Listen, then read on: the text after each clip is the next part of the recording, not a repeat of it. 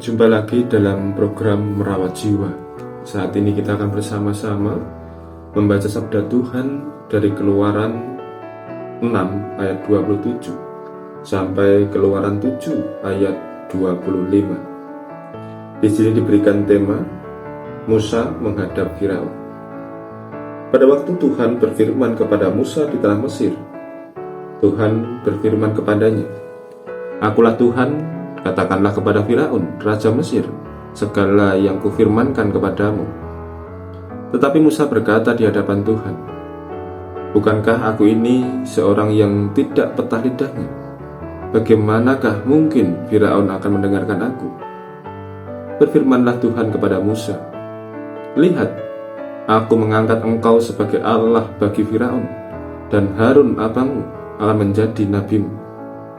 Engkau harus mengatakan segala yang kau perintahkan kepadamu, dan Harun abangmu harus berbicara kepada Firaun, supaya dibiarkannya orang Israel itu pergi dari negerinya. Tetapi aku akan mengeraskan hati Firaun, dan aku akan memperbanyak tanda-tanda dan mujizat-mujizat yang kubuat di tanah Mesir.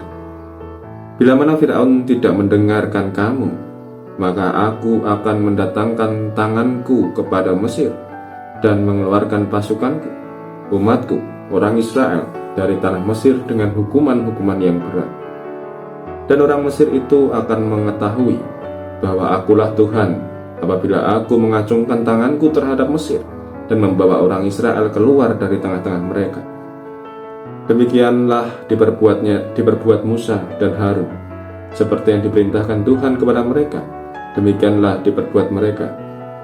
Adapun Musa 80 tahun umurnya, dan Harun 83 tahun ketika mereka berbicara kepada Firaun.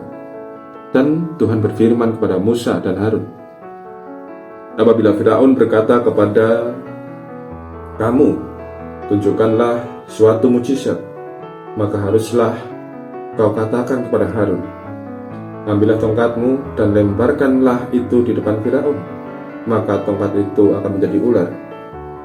Musa dan Harun pergi menghadap Firaun, lalu mereka berbuat seperti yang diperintahkan Tuhan.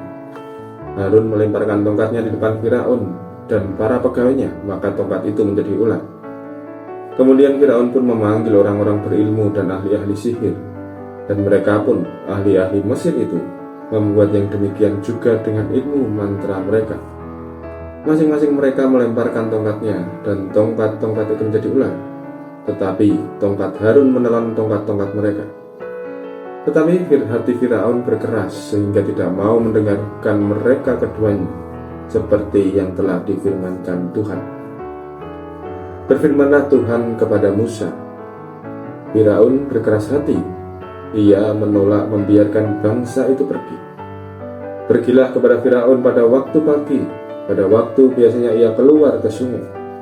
Nantikanlah dia di tepi sungai Nil dengan memegang di tanganmu tongkat yang tadinya berubah menjadi ular. Dan katakanlah kepadanya, 'Tuhan Allah orang Ibrani telah mengutus aku kepadamu untuk mengatakan, biarkanlah umatku pergi, supaya mereka beribadah kepadaku di padang gurun. Meskipun begitu, sampai sekarang engkau tidak mau mendengarkan. Sebab itu beginilah firman Tuhan, dari hal yang berikut akan kau ketahui bahwa akulah Tuhan.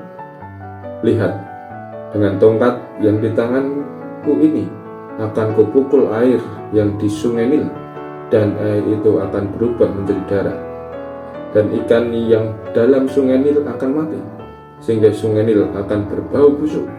Maka orang Mesir akan segan meminum air dari sungai Nil ini."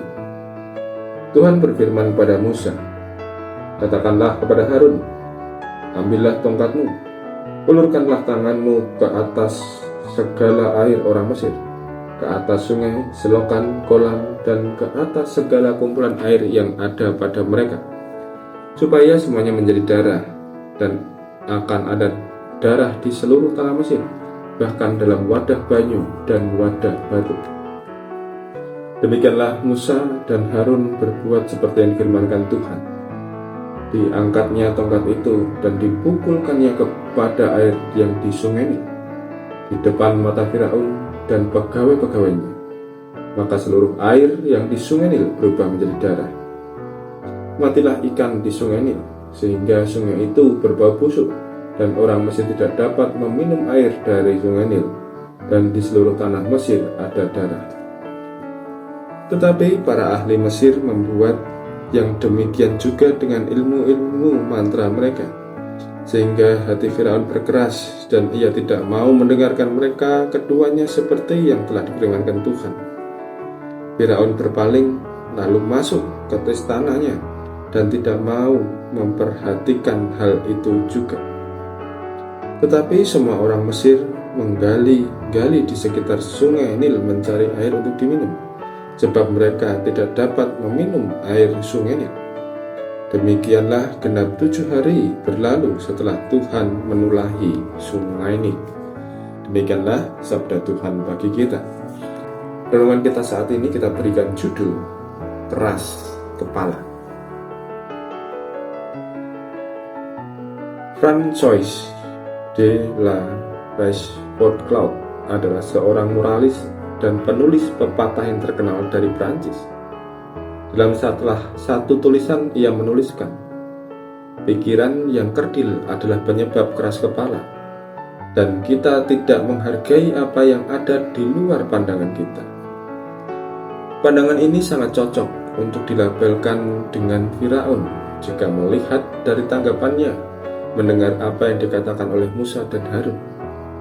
Firaun menunjukkan bahwa dirinya adalah pribadi yang keras kepala. Terlihat bahwa Firaun tidak mau menerima perkataan Tuhan melalui Musa dan Harun. Keras kepala atau keras hati ini semakin nyata saat Musa menunjukkan kuasa Tuhan melalui mujizat tongkat menjadi ular, dan justru Firaun memanggil ahli-ahli sihirnya untuk melakukan hal yang sama, walaupun ular-ular yang dibuat oleh ahli-ahli sihir Mesir dimakan oleh ular Harun.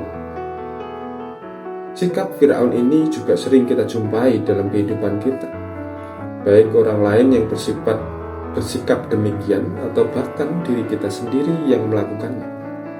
Sikap keras kepala ini merupakan ketidakmauan untuk menerima pendapat, nasihat, atau pandangan-pandangan dari luar mengenai diri kita atau kehidupan kita. Sikap keras kepala akan menumbuhkan sikap keras hati, di mana orang tidak lagi berpikir bahwa perilaku kelirunya dalam mewujudkan tujuannya, walaupun banyak nasihat atau peringatan yang didengar. Sikap Firaun dalam bacaan renungan kali ini hendak mengingatkan kita untuk tidak mengikuti jejak Firaun. Sikap keras hatinya membawa kepada sebuah kehancuran bagi negerinya sendiri. Ketidakmauan untuk mendengar dan menimbang pendapat dan nasihat merupakan wujud dari kesombongan diri yang merasa dirinya adalah pribadi yang paling benar dan orang di luarnya selalu keliru. Pikiran yang demikianlah yang menjadikan dirinya tidak mau direpotkan dengan merenung resapi pendapat atau nasihat dari pihak luar. Keangkuhan yang seperti itu juga akan membawa kepada buruknya relasi dengan orang lain dan semakin mudah untuk terjatuh dalam kehancuran. Sebagai orang-orang percaya, kita diajak untuk menjadi pribadi yang mau terbuka untuk menerima pandangan, nasihat, dan didikan dari pihak luar yang tentunya semua harus direnung resapi dan dasar firman Tuhan sebagai titik tolak untuk menentukan benar dan salahnya. Janganlah kita keras kepala dan keras hati, tapi sadarilah bahwa diri kita adalah manusia yang banyak kelemahan dan masih membutuhkan didikan Tuhan, baik melalui firman-Nya atau dari orang-orang yang Tuhan pakai sebagai alatnya. Maka jangan hanya menjadi orang yang siap mengkritik, tapi juga kita harus menjadi orang yang siap dikritik. Renungkanlah setiap nasihat dan ujilah setiap nasihat itu dengan berdasarkan akan kebenaran Tuhan. Percayalah bahwa Tuhan dapat memakai siapapun untuk mengingatkan kita. Lembutkanlah hati, bukalah pikiran, dan terimalah setiap kebenaran yang dari Tuhan, sehingga hidup yang kita jalani adalah hidup yang semakin condong kepada kebenaran sabdanya. Amin. Saat